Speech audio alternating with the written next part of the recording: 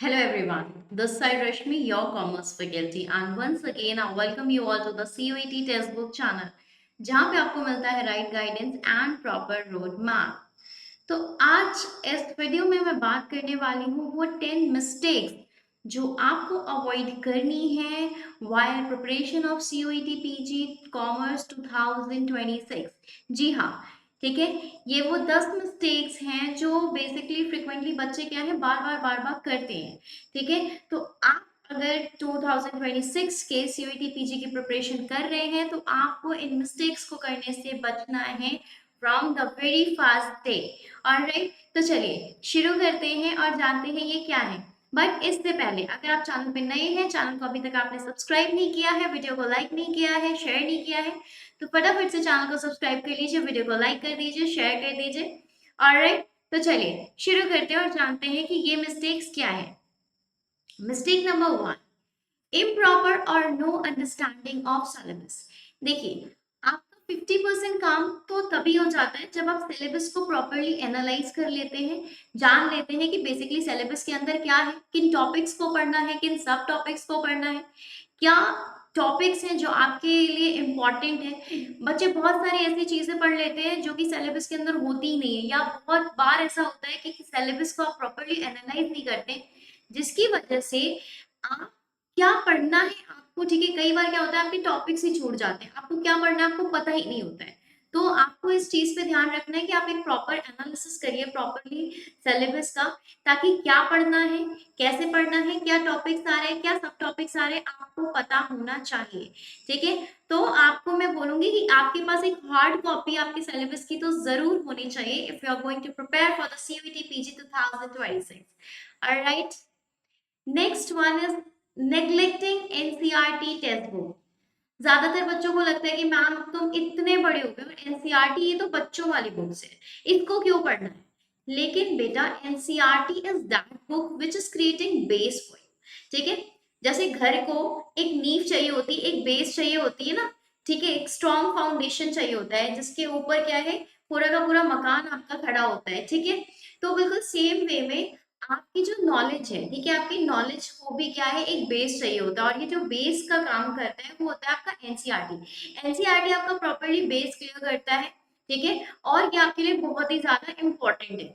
आप ये भी देखेंगे कि अगर कभी आंसर्स में कॉन्फ्लिक्ट होता है तो उस कॉन्फ्लिक्ट को रिजॉल्व करने के लिए भी एनसीईआरटी को ही क्या है, अप्रोप्रिएट माना जाता है। ठीक है, तो आपको एनसीईआरटी क्या है, नेग्लेक्ट नहीं करनी है। You need to focus on NCERT in a very appropriate manner. Alright, then the next mistake, third mistake is skipping mock test. अगर आपको ये लगता है कि पूरा सिलेबस कवर हो जाने के बाद, ठीक है, बेसिकली बच्चे ये क्या करते हैं कि पूरा सिलेबस कवर हो जाने के बाद फिर मॉक टेस्ट देते हैं, तो आपको ऐसा नहीं करना है। ठीक, commerce is a very wide subject बेटा, ठीक है, वेरी वाइड। तो कॉमर्स के अंदर आप क्या कर रहे हो, आप इतना कुछ आप पढ़ रहे हो। ठीक, अगर आप ये सोचो कि सारा कुछ पढ़ने के बाद, सिलेबस वाइंड अप करने के बाद फिर हम मॉक टेस्ट देंगे, तो that is a very wrong approach. आपको कैसे करना है, आपने जैसे मान लीजिए आपने एक चैप्टर खत्म कर लिया, ठीक है, आपने एक चैप्टर या एक टॉपिक खत्म कर लिया, तो आपको टॉपिक वाइज भी मार्क्स लगाने हैं और आपको चैप्टर वाइज भी मार्क्स लगाने हैं, और आपको ये काम स्टार्टिंग से करना है। ठीक है, जैसे ही आप क्या करते हैं, पहला चैप्टर खत्म कर लेते हैं, after that you need to start giving this mock test. तो आपका क्या है, आपका बेस थोड़ा जो है अच्छा बनता चला जाएगा, आपको पता चलेगा कि किस तरीके से हमें अप्रोप्रिएट आंसर को फाइंड आउट करना है। ओके, ऑलराइट, तो skipping the mock test is a very bad idea. Alright, आपको पहले दिन से क्या करना है, टॉपिक वाइज या आपका चैप्टर वाइज, जैसे जैसे आपका चैप्टर कंप्लीट होता जाता है वैसे वैसे आपको क्या करना है, मॉक टेस्ट लगाना है। ठीक है, now the mistake number fourth, not analysing mock test performances. क्या कर रहे हैं, मॉक टेस्ट पे मॉक टेस्ट लगाए जा रहे हैं। ठीक है, बहुत सारे बच्चे होते हैं कि मैम हमने तो 20 मॉक टेस्ट लगा लिए, 30 मॉक टेस्ट लगा लिए, बट आपने एनालाइज ही नहीं करा। क्या एनालाइज नहीं किया कि कहाँ पे मार्क्स कम आ रहे। ठीक है, आपने क्या करा, मॉक टेस्ट लगाया, मॉक टेस्ट लगाने के बाद आपने ये देखा कि मेरे मॉक टेस्ट में कम मार्क्स आए, फिर आप क्या करते हैं, आप दूसरा मॉक टेस्ट देते हैं, आप तीसरा मॉक टेस्ट देते हैं, which is a very wrong thing, it's a wrong approach. आपको क्या करना है, आपने मॉक टेस्ट दिया। अब आप देखिए कि वहां पे कौन से क्वेश्चंस है, कौन सा टॉपिक है जहां से आप गलती कर रहे हैं। ठीक है, आपको उन टॉपिक्स को जो है वापस से पढ़ना है, रिवाइज करना है उन चीजों को। ठीक है, आपको क्या करना है, ब्रशअप करना है उस टॉपिक के से रिलेटेड नॉलेज को, और उसके बाद आपको फिर से मॉक देना है। That will help you in increasing marks in your mock test as well as increasing marks in your exams. Alright, चलिए, the fifth mistake is overloading on study material. बच्चे क्या करते हैं, यहाँ से पीडीएफ लेके पढ़ ले, यहाँ से पीडीएफ लेके पढ़ ले, ठीक है, नेट से भी इंफॉर्मेशन गैदर करके पढ़ लिया, ये वाली बुक भी पढ़ ली, वो वाली बुक भी पढ़ ली। ये नहीं करना है। This is a very wrong approach, this is a very wrong strategy बेटा।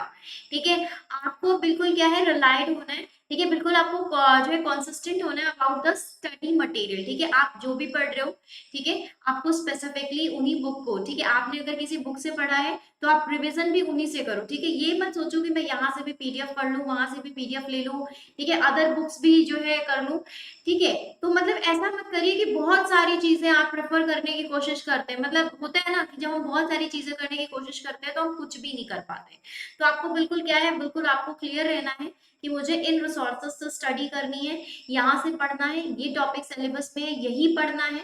अननेसेसरी नहीं पढ़ना है, अननेसेसरी अपने आप को क्या है, स्टडी मटेरियल से ओवरलोड नहीं करना है। क्योंकि जो दिमाग है उसकी कैपेसिटी है, उससे ज्यादा वो क्या है दिमाग के अंदर रख नहीं पाएगा।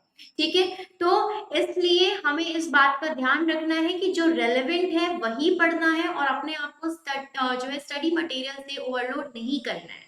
ऑलराइट, चलिए, the next one is the next mistake, यानी sixth mistake is no conceptual understanding of topics. क्या कर रहे हैं, रट्टा मार रहे हैं चीजों को। ठीक है, समझ में नहीं आ रहा है, रट ले रहे हैं। ठीक है, तो ये वाला काम नहीं चलेगा। अब आप क्या है, आप सीयूईटी पीजी 2026 की प्रिपरेशन कर रहे हैं, अगर आप सोच रहे हैं कि रट्टा मार लिया काम चल जाएगा, तो this is not going to help you out. Okay बेटा, so you need to be very clear, you need to have conceptual idea। ठीक है, आपको क्या है, conceptual clarity होना टॉपिक्स के बारे में बहुत ज्यादा जरूरी है। आप जितना ज्यादा क्लियर रहोगे अपने टॉपिक्स को लेके, उतना ही ज्यादा अच्छा आप मार्क्स जो है गेन कर पाएंगे अपने एग्जाम्स के अंदर। ठीक है, अगर आपको कंसेप्चुअल आइडिया ही नहीं है टॉपिक का जो आप पढ़ रहे हैं, आप बिल्कुल उसके बारे में क्लियर ही नहीं हो, रटने की कोशिश कर रहे हैं, तो बहुत जेन्युइन सी बात है कि after a period of time आप क्या है, उन चीजों को भूल जाएंगे, क्योंकि आपके दिमाग में, दिल ने उसको समझा नहीं था। Alright, mistake number 7 is poor time management during the exam. देखिए, poor time management during the exam होता कैसे, बेसिकली ये होता है कि जब हम प्रॉपर टाइम मैनेजमेंट करके नहीं चलते हैं अपनी स्टडीज के दौरान, अपने मॉक टेस्ट के दौरान, ठीक है, तो आपका poor time management during exams ना हो। इसके लिए बेस्ट ऑप्शन है कि जब आप मॉक टेस्ट दे रहे हैं तो वो रियल जो है सिचुएशन में दीजिए, रियल एग्जाम सिचुएशन में दीजिए। ठीक है, जितनी आपको पता है कि आपका एग्जाम का जो फिक्स ड्यूरेशन है, उसी फिक्स ड्यूरेशन जो है आपको रखना है आपके मॉक टेस्ट के लिए, ताकि आपकी हैबिट डेवलप हो पाए और आप टाइम मैनेज कर पाए प्रॉपरली जाकर एग्जाम के अंदर। क्योंकि अगर आप प्रॉपर टाइम मैनेजमेंट नहीं कर पाते हैं तो होता क्या है कि मोस्टली आपके क्वेश्चंस छूट जाते हैं, या फिर आप जल्दी जल्दी में क्या है क्वेश्चंस के आंसर गलत करके आते हैं, तो इससे आपको लॉस ही होना है बेटा। ऑलराइट, चलिए, mistake number 8, ignoring previous year questions, PYQs। PYQs are the key to success for you। ठीक है, अगर आप previous year questions नहीं लगा रहे हैं, you will not be able to understand किस तरीके के क्वेश्चंस आ रहे हैं, क्या उन क्वेश्चंस को आप हैंडल कर पा रहे हैं, क्या उन क्वेश्चंस का जो प्रेशर है वो आप हैंडल कर पा रहे हैं। तो आपको तब पता चलेगा जब आप पीवाईक्यूज लगाएंगे। अगर आपने प्रीवियस ईयर क्वेश्चंस नहीं लगाए हैं, you will not be able to analyse कि किस तरीके के क्वेश्चंस एग्जाम के अंदर पूछे जाते हैं।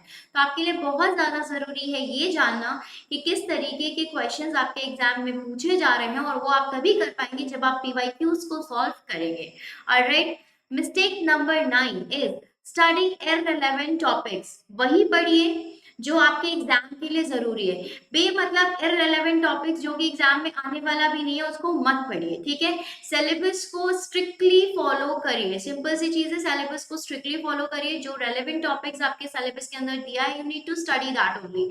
अगर आप उससे अदर देन दैट जो है आप बहुत कुछ ये सोचते हैं कि मैं ये भी पढ़ लूँ, मैं ये भी पढ़ लूँ, तो उसका कोई मतलब नहीं है बेटा। क्यों? क्योंकि उन टॉपिक से क्वेश्चंस ही नहीं बनने वाले।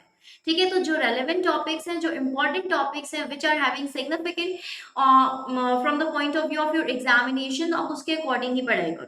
ठीक है। Mistake number 10, lack of consistency. ठीक है, आप जो भी कर रहे हैं, ठीक है, आप मॉक टेस्ट सॉल्व कर रहे हैं, आप प्रिपरेशंस कर रहे हैं, ठीक है, आप जो भी कर रहे हैं, टाइम मैनेजमेंट कर रहे हैं, हर चीज में कंसिस्टेंसी का होना जरूरी है। जब आप प्रिपरेशन कर रहे हैं उस दौरान भी कंसिस्टेंसी होनी चाहिए, जब आप मॉक सॉल्व कर रहे हैं उसमें भी कंसिस्टेंसी होनी चाहिए।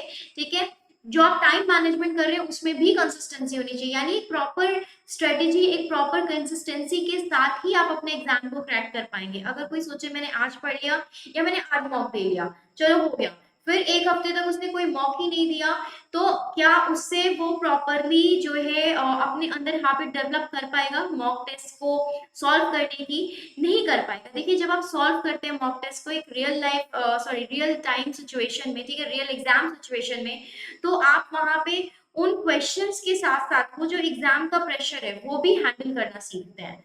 तो consistency is very important.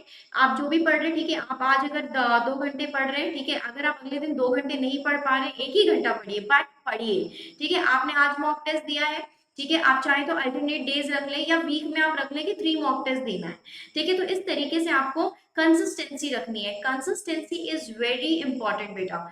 those who are consistent, they will be able to crack their examination. All right, now this time is to inform you about our batch जो हमने लॉन्च कर दिया है और ऑलरेडी बहुत सारे बच्चे हमसे जुड़ चुके हैं। तो अगर आप सीयूटी पीजी 2026 की प्रिपरेशन कर रहे हैं या करना चाहते हैं और आप चाहते हैं आपको सिस्टमैटिक एग्जाम ओरिएंटेड जो है आपको सारी चीजें मिल जाए बिल्कुल एक जगह पे और आपको इधर उधर भागना ना पड़े, तो ये लक्ष्य बैच बिल्कुल आपके लिए ही है। ऑलराइट, और इसके साथ ही मेरे पास है आपके लिए धमाकेदार ऑफर। अगर आप चाहते हैं कि आपको ये बैच एक बहुत अच्छे डिस्काउंट पे मिल जाए, तो आपको यूज करना है कोड रश्मि, RASHMI। ऑलराइट, और ये कोर्स आपका बन जाता है 6267 ओनली अगर आप ये कोड यूज करते हैं रश्मि। ऑलराइट, चलिए, इसके साथ ही this time is to join me on Telegram channel, तो फटाफट से मुझे टेलीग्राम चैनल पे ज्वाइन कर लीजिए। एंड फॉर दैट आपको राइट हैंड साइड में क्यूआर दिख रहा है, आपको उसका स्कैन करना है और जुड़ जाना है मेरे साथ। आपको टेलीग्राम चैनल पे मिलते हैं सारे के सारे लेटेस्ट आपके एग्जाम रिलेटेड अपडेट्स और इसके साथ ही बहुत सारे सरप्राइजेस। ऑलराइट, तो फटाफट से जुड़ जाइए हमारे साथ हमारे टेलीग्राम चैनल पे। Thank you so much for watching the video everyone, and if you are new on this channel, don't forget to subscribe the channel, like the video and share the video. Thank you and take care of yourself.